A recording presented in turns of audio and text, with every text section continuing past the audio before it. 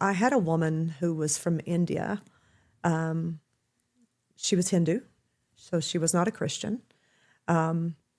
She came and she booked a session with me, and she was very oppressed. You know, she lived with her parents. She's probably in her 20s, I'm going to guess. She lived with her mom and dad, and they had their little altar, Hindu altar in their house, which most of them do. And I told her, I said, well, the only person that can heal you and deliver you is Jesus. And she's like, I don't know if I really want to receive him. She was very scared. I mean, you can imagine somebody being raised. You imagine us knowing Jesus all our life, and he wasn't correct. You know, he wasn't the truth, and us opening our hearts to something different, how scary that might be, you know, if you kind of look on their end.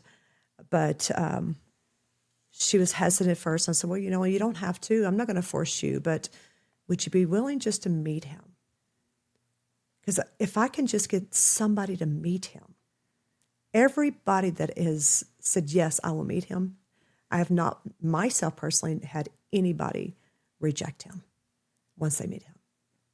Everybody has accepted him. How can you resist him, right? And, you know, she could see in the spirit. You know, a lot of times when certain religions, they're very open to the spirit, they don't have a problem seeing in the spirit. And her eyes were very open. And so we invited Jesus. And a lot of times what I'll do with people, because I believe she was she was very traumatized. And a lot of times when you have somebody that's been very traumatized or ritually abused, you get a lot of counterfeit Jesus that might try to come in. So the way I bypass that a lot of times is I'll invite living water to come flowing from the throne room of God, and I'd invite them to step into the water, and I'll say, don't engage with Jesus until he's in the water with you. And then we do some other different things, look at his hands and see if he's got the nails scarred hands, and just to test those out to make sure he's authentic.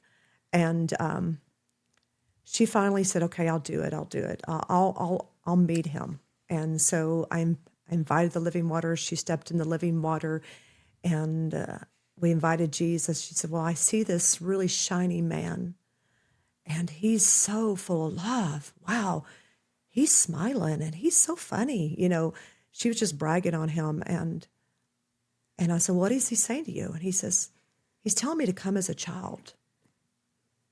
And, you know, God says in the word, if we want to enter into the kingdom, we have to come as a child. Mm-hmm. And why is that? Because when we're adults, we put up so many walls, and because of things that's happened to us, it's hard for us to believe past what we can't see. But children, you tell them something, they're going to believe, you know. And I said, well, come as a child.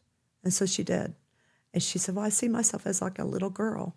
And he starts talking to her and just telling her all these things. And he's telling her, you're going to preach the gospel, you know, and she decides to receive him. And then she says, who is the Lion of tribe of Judah? He keeps saying the Lion of the tribe of Judah.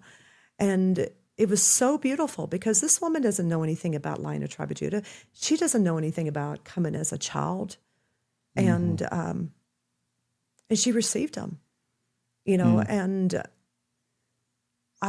she asked, well, what am I going to do because I live in my home and with my family? I said, well, you just keep turning Jesus. He'll work it out.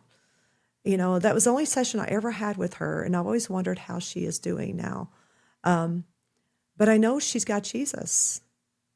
And it's now for him to be with her and continue that journey that he has her on her to preach the gospel of Jesus Christ.